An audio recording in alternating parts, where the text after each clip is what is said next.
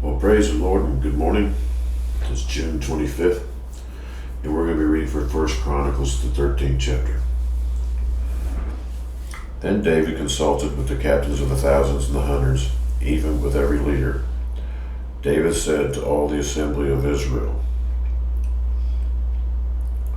"If it seems good to you, and if it is from the Lord our God, let us send everywhere to our kinsmen who remain in all the head of Israel, also to the priests and the Levites, who are with them in their cities with pasture lands, that they may meet with us. And let us bring back the ark of our God to us, for we did not seek it in the days of Saul." Then all the assembly said that they would do so, for the thing was right in the eyes of all the people. So David assembled all of Israel together with the Shihor of Egypt, even to the entrance of Hamath, to bring the ark of God from Kiriath Jearim. David and all of Israel went up to Bela, that is Kiriath Jearim, which belongs to Judah, to bring up from where the ark of God, the Lord who is enthroned above the cherub, where his name is called. They carried the ark of God on a new cart from the house of Abinadab, and Uzzah and Ohio drove the cart. David and all Israel were celebrating before God with all their might, even with songs, with lyres, harps, tambourines, cymbals, and with trumpets. When they came to the threshing floor of Shidon, Uzzah put out his hand to hold the ark, because the oxen nearly upset it. The anger of the Lord burned against Uzzah, so he struck him down because he did put his hand to the ark, and he died there before the Lord. Then David became angry because of the Lord's outburst against Uzzah, and he called the place Uzzah to this day. David was afraid of God that day, saying, "How can I bring the ark of God home to me?" So David did not take the ark with him to the city of David, but took it aside to the house of Obed-Edom the Gittite. Thus the ark of God remained with the family of Obed-Edom in his house 3 months. And the Lord blessed the family of Obed-Edom with all that he had. Now Hiram, king of Tyre, sent cedar trees, masons, and carpenters to build a house for him. And David realized that the Lord had established him as king over Israel, and that his kingdom was highly exalted for the sake of all his people Israel. Then David took more wives at Jerusalem, and David became the father of more sons and daughters. These are the names of the children who were born to him in Jerusalem: Shemua, Sobab, Nathan, Solomon, Abhar, Ishua, Eshsheba, Nogad, Nephhad, Japal, Elishama, Biladad, and Ipha. When the Philistines heard that David had been anointed king over all Israel, all the Philistines went up in search of David, and David heard of it, and he went out against them. Now the Philistines had come and made a raid on the valley of Rephaim. David inquired of the Lord, saying, "Shall I go up against the Philistines? And you will give them into my hand." Then the Lord said to him, "Go up, for I will give them into your hand." So they came up to Baal Perazim, and David defeated them there.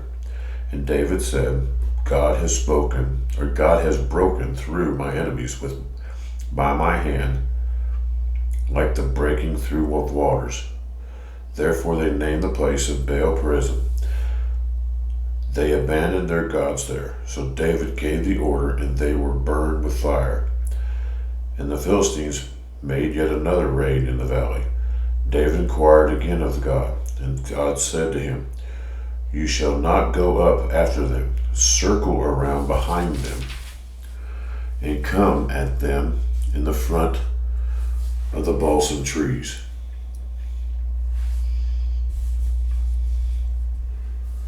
And it shall be, when you hear the sound of marching in the tops of the balsam trees, then you shall go out to battle, for God will have gone out before you to strike the army of the Philistines. David did just as God had commanded him, and they struck down the army of the Philistines from Gibeon even as far as Gezer. Then the fame of David went out into all the lands, and the Lord brought the fear of him into all the nations. Psalm 78, 1 through 11. Give ear, O my people, to my law. Incline your ears to the words of my mouth. I will open my mouth in a parable. I will utter dark sayings of old, which ye have heard and known, and our fathers have told us. We will hide them from their children, telling to the generation to come the praises of the Lord, and his strength and his wonderful works that he has done. For he has established a testimony in Jacob, and appointed a law of Israel, which he had commanded of our fathers, that they should make them known to their children, and that the generation to come might know them.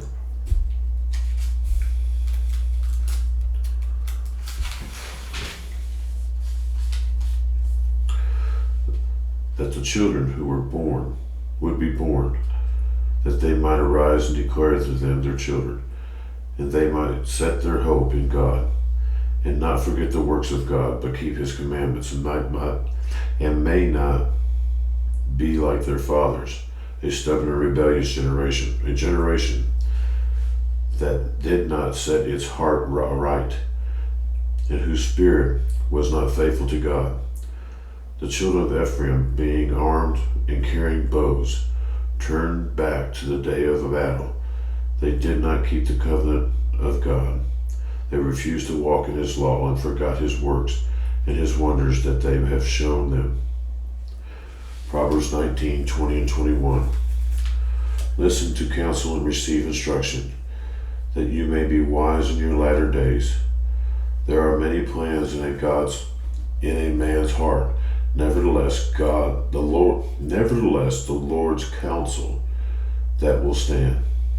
Acts 7, 22 to 43. And Moses was learned in all the wisdom of the Egyptians, and was mighty in words and deeds.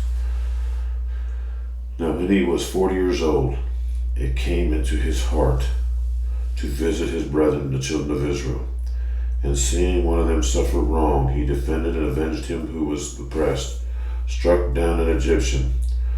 For he supposed that he was his brother, would not have understood that God would deliver them by his hand, but they did not understand. And the next day he appeared to two of them as they were fighting, and tried to reconcile them, saying, Men, you are brothers. Brethren, why do you wrong one another? But he who did his neighbor wrong pushed another one away, saying, Who made you a ruler and judge over us? Do you want to kill me as you killed the Egyptian yesterday? Then at that saying Moses fled, and became a dweller in the land of Midian, where he had 2 sons. And when 40 years had passed, an angel of the Lord appeared to him in a flame of fire in a bush in the wilderness of Mount Sinai. When Moses saw it, he marveled at the sight. And as he drew near to observe, the voice of the Lord came to him, saying, I am the God of your fathers, the God of Abraham, the God of Isaac, and the God of Jacob. And Moses trembled and dared not look. when the Lord said to him, "Take off your sandals off your feet, for this place where you stand is holy ground. I have surely seen the oppression of my people who are in Egypt. I have heard their groaning and have come down to deliver them, and now come, I will send you to Egypt." This Moses, whom they rejected, saying, "Who made you a ruler and a judge?" is the one God sent to be a ruler and deliverer by the hand of the angel who appeared to him in the bush. He brought them out, and after he had shown wonders and signs in the land of Egypt and in the Red Sea, in the wilderness 40 years. This is that Moses who said to the children of Israel, "The Lord your God will raise you up for a prophet like me from your brethren. Him you shall hear." This is he who was in the congregation of the wilderness with the angel who spoke to him on Mount Sinai, and with our fathers, the one who received the living oracles to give to us, whom your fathers would not obey, but rejected. And in their hearts they turned back to Egypt, saying to Aaron, "Make us gods to go before us, as for this Moses who brought us out of the land of Egypt. We did not know what has become of him." And they made a calf in those days, offered sacrifices to the idol, and rejoiced in the works of their own hands. Then God turned and gave them up to worship the host of heaven, as it was written in the book of the prophets, "Did you offer me slaughtered animals and sacrifices during 40 years in the wilderness, O house of Israel? You also took up the tabernacle of Moloch and the star of your god Rephaim, images which you made to worship, and I will carry you away beyond Babylon." Thank you, folks, and we'll see you tomorrow.